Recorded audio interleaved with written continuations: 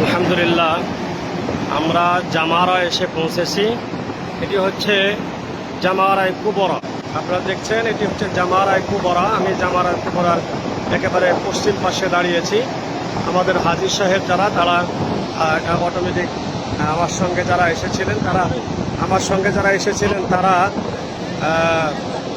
জামারায় পাথর নিক্ষেপ করেছেন এবং আমার সঙ্গে তারা রওনা করেছেন। এখন মেট্রোতে উঠব। মেট্রোতে উঠেই আমাদের মিনার তাঁবুতে চলে যাব। সেখান থেকে আজ বিকাল 4টায় আমরা আমাদের যে দেশের উদ্দেশ্যে রওনা দেব ইনশাআল্লাহ তাআলা।